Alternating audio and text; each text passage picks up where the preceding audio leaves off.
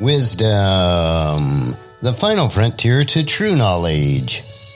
Welcome to Wisdom Trek, where our mission is to create a legacy of wisdom, to seek out discernment and insights, to boldly grow where few have chosen to grow before.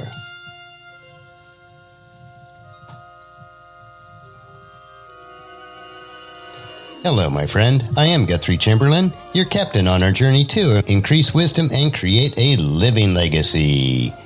Thank you for joining us today as we explore wisdom on our second millennium of podcast.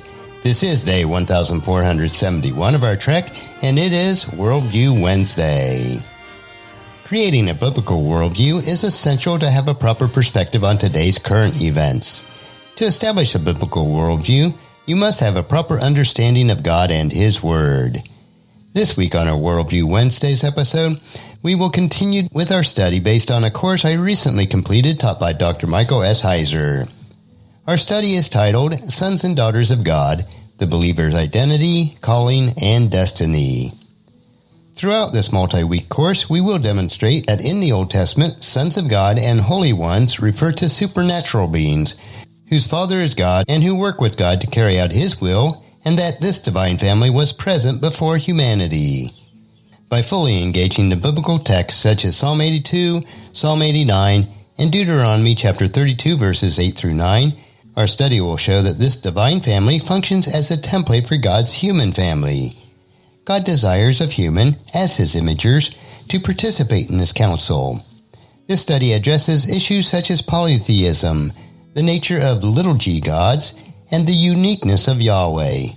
Within the study, we will apply insights to the New Testament text and show how the metaphor for being in God's family informs us of our sense of identity and mission as believers. So today's topic will be, God Declares, There is None Like Me. Segment 16, None Besides Me, Part 1. I think that we've established just by our previous week's studies of Elohim that having more than one Elohim is not polytheism. We still need to entertain one other question. What about the verses that say none besides the Lord, or where God Himself says, there is none like me, there's none besides me there is no other, or something of that nature? We want to look at that these are not statements of denial, but of incomparability. These phrases are typically taken as denial statements by many Bible teachers. In other words, statements that deny the existence of other Elohim. And we've seen that this is wrong-headed, because if you strip out the realities of these other entities, then God is ruling over nothing. Or in other words, He is comparatively greater than nothing. Again, it's entirely foreign to the biblical writer's mindset. A biblical writer is trying to make the point that these other entities do exist, and they are inherently inferior to the God of Israel. In fact, He judges them. They are not contrived or made-up cartoon characters. What we have here in these statements about there being none besides me is not a statement that denies the existence of other Elohim. They are statements of incomparability of Yahweh and His uniqueness. And we'll look at Deuteronomy as an example. I'm going to take us through a little bit of an exercise in the theology of Deuteronomy, because Deuteronomy establishes this point that it is about incomparability, not denying existence. There are passages in Deuteronomy that have these so-called denial statements that also, in the same passage, affirm other Elohim. You can't have the two things without contradiction. What I am saying is there is no contradiction because it is about being incomparable, not that one entity exists and the others don't. And we see in this passage is that God does fight someone. Let's take a look at Deuteronomy chapter 4, verses 34 and 35. And we read this, Has any God ever attempted to go and take a nation for himself from the midst of another nation by trials, by signs, by wonders, and by war, by a mighty hand and an outstretched arm, and by great deeds of terror, all of which the Lord your God did in Egypt before your eyes? To you it was shown that you might know that the Lord is God, and there is none besides Him. Notice what happens here in this text. Moses is rehearsing for the people what their history has been, and he is pointing out the uniqueness that here you have a God to do all things for you. And verse 35 continues, To you it was shown that you might know the Lord is God, there is none besides Him. Well, you might think, oh yeah, well, God did that, and he really didn't beat any enemies because these other enemies don't exist, or there's no other besides him. God really wasn't fighting anyone. That's a conclusion you have to draw, and this is typically how we are taught about these things, that this is a statement that other gods don't even exist. Or in other words, they in fact don't exist. That sets up a problem, and you have a real contradiction to deal with if you want to take this trajectory, as common as it is. We want to continue on and look at the host of heaven allotted by Yahweh, and Israel was his inheritance. Let's go back. We're in Deuteronomy 4. We're going back to Deuteronomy chapter 4, verses 19 and 20. I'm going to take you through a series of thoughts to show you whoever wrote Deuteronomy, let's say that it was Moses, he wasn't affirming one thing and then denying it a few verses later. We don't have a contradiction here. So back in Deuteronomy chapter 4, verses 19 and 20, we read this. Beware lest you raise your eyes to heaven, and when you see the sun and the moon and the stars, all the host of heaven, you be drawn away and bow down to them and serve them. Things that the Lord your God has allotted to all the people under the whole heaven. Two things to spot here. We have a reference to the sun and the moon and the stars, the host of heaven, and then the idea that God has allotted these to other nations, to the peoples under the whole heaven, not to Israel, because Israel was warned against worshiping them, but to the other people. Verse 20 takes the other side of the coin. But the Lord has taken you, Israelites, and brought you out of the iron furnace, out of Egypt, to be a people of his own inheritance as you are this day. So again, we have two sides here. We have the host of heaven that are allotted to the other nations, whatever that means. And then we have Israel who was taken out of Egypt to be Yahweh's own people, his own inheritance. Israel is forbidden to worship other gods, which Yahweh allotted. So we're coming to a conclusion that Israel is forbidden to worship other gods, which Yahweh allotted. If we move on through Deuteronomy and read Deuteronomy chapter 17, verse 3, we get a little bit more information about this. Deuteronomy chapter 17, verse 3 has this reading that Israel has gone and served other gods and worshipped them, or the sun, the moon, or any of the host of heaven, which I have forbidden. You know, the writer is saying, don't do this. Don't go and serve these other guys. You know, like Israel did. Don't worship them. Don't worship the sun and the moon and the host of heaven. Now you say, well, here, this could just be a reference to idols. Well, to refute this, we need to keep tracking through Deuteronomy. Let's move on to Deuteronomy chapter 29, verses 25 and 26, which picks up this thought. In verse 25, the context is that if Israel gets exiled, it says, because you abandoned the covenant of the Lord, the God of your fathers, which he made with them when he brought them out of the land of Egypt, and went and served other gods and worshipped him, gods whom they had not known, and whom he had not allotted them. Now this is the same language of Deuteronomy chapter 4, verses 19 and 20. The same type of context as well. Taking Israel out of Egypt again, the problem is going and serving other gods and worshipping them. God that the Lord Yahweh has not allotted to his own people, to Israel, because he was their God. This allotment idea referred back to gods, the host of heavens, the other nations.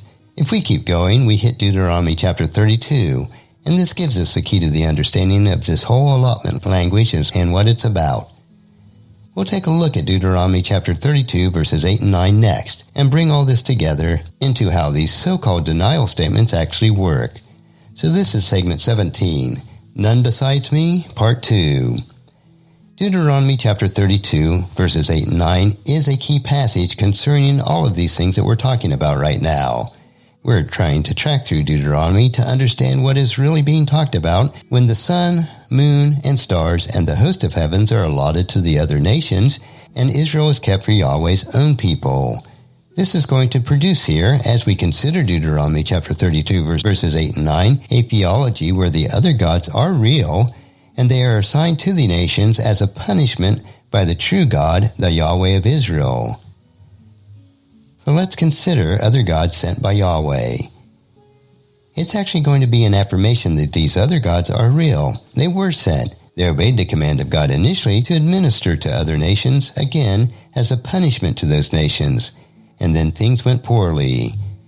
The Israelites had to be prevented, or at least warned against, worshiping them instead of Yahweh. Deuteronomy chapter 32 verses 8 and 9 says this, "When the Most High gave to the nations their inheritance, when he divided mankind, he fixed the borders of the people according to the number of the sons of God. But the Lord's portion is his people Jacob, his allotted heritage." So we see a humanity allotted to the sons of God. We're reading the passage here from the Dead Sea Scrolls, and that's very important because of what it describes. At the division of the nations, which we know was the Tower of Babel, God punishes humanity for disobedience by splitting them up and assigning them or allotting them to other sons of God, other divine beings, which are considered sons of God. Here's the language again from Psalm 82, from Psalm 89, and from Job 1 and 2, which we looked at in previous weeks. And this is the same language here. So they are assigned to the other nations, and the other nations to them. And this goes back to Deuteronomy chapter 4, verses 19 and 20, when the Israelites are warned against worshiping these other beings, because these other beings were allotted to the other nations. This verse is crucial for understanding this, because it's really the Old Testament explanation for why the other nations had their own pantheons. So what happened? Dr. Heiser spends a lot of time on this in his book Unseen Realm, where he talks about this in about 2 other particular verses. And if you want to dig deeper, you can read more about this in his book Unseen Realm. For our purposes here, we're trying to establish that Deuteronomy affirms the existence of other gods, and we're going to take a back seat and ask the obvious question. Well then, why does it say, "There is none besides me"? What does it mean? Because we don't have a contradiction here.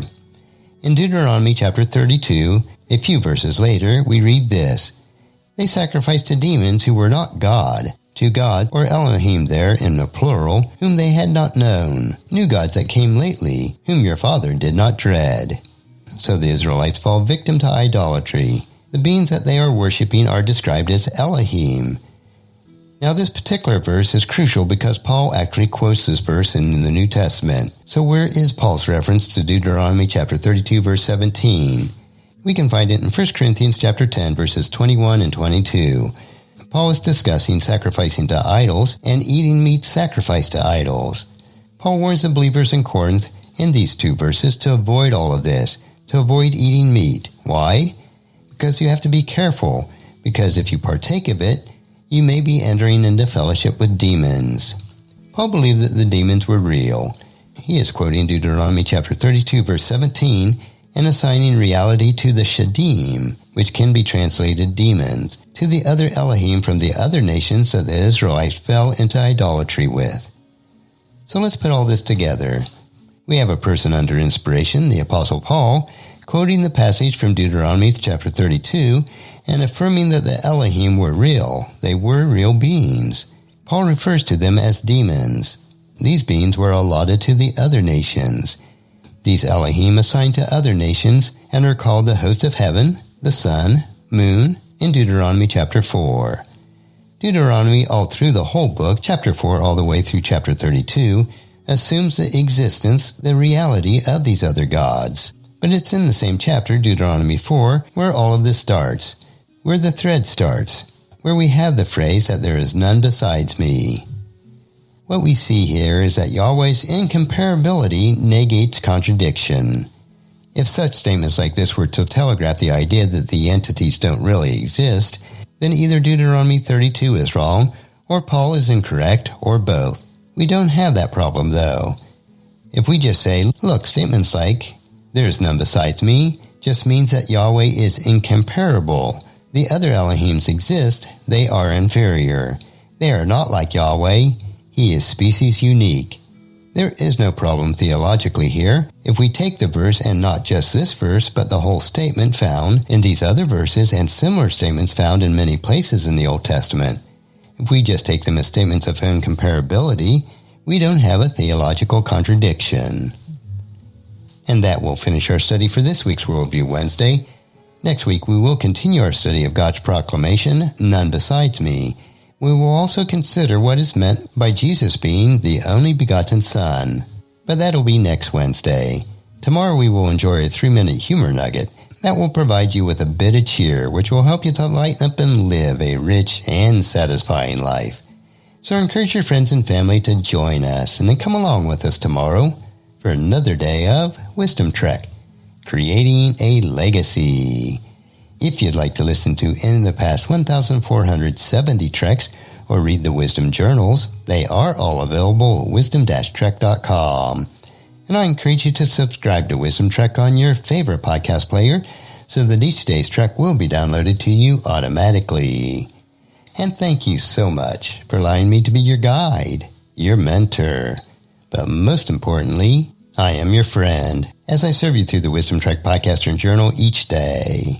And as we take this trek of life together, let us always live abundantly, love unconditionally, listen intentionally, learn continuously, lend to others generously, lead with integrity, and leave a living legacy each day.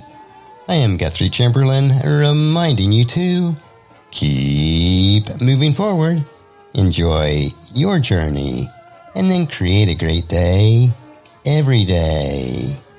See you tomorrow.